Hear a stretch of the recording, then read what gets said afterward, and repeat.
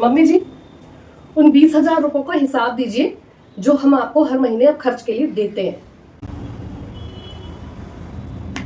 बेटा क्या कह रही है ये बहू? तो इसमें गलती क्या कह रही है माँ?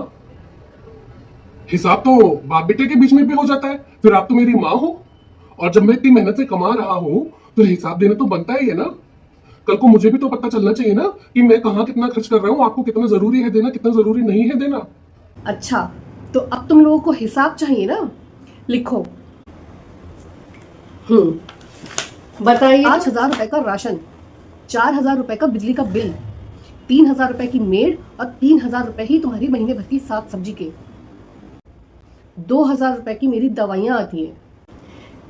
ये तो 17,000 हुए। बाकी के 3,000 कहाँ है?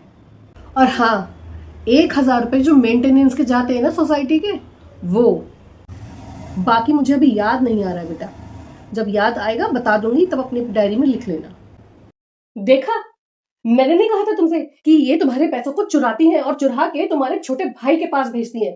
इन पे ना विश्वास करना ही नहीं चाहिए था। तुझे शर्म भी आ रही है बेटा जरा सी भी? तू अपनी बीवी से मुझे चोर बुलवा रहा है।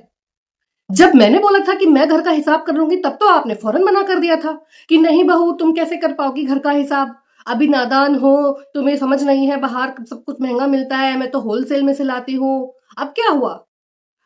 ये आपकी समझदारी है कि आप अपने ही बेटे के पैसे चुरा कर छोटे बेटे को भेज रही हैं? मैंने इतने महीनों में आपसे हिसाब नहीं मांगा, इसका मतलब ये नहीं है कि मैं अपनी कमाई को ऐसे ही किसी के भी हाथों में जाने दूं। माना कि वो मेरा छोटा भाई है, लेकिन जब घर के बंटवारे हो गए हैं तो उसकी नजर इस घर के पैसों पे क्यों है? क्यों भेजती हो आप उसे हर महीने पैसे? तुम कैसे कह सकते हो कि मैंने रुपए तुम्हारे छोटे भाई को भेजे हैं?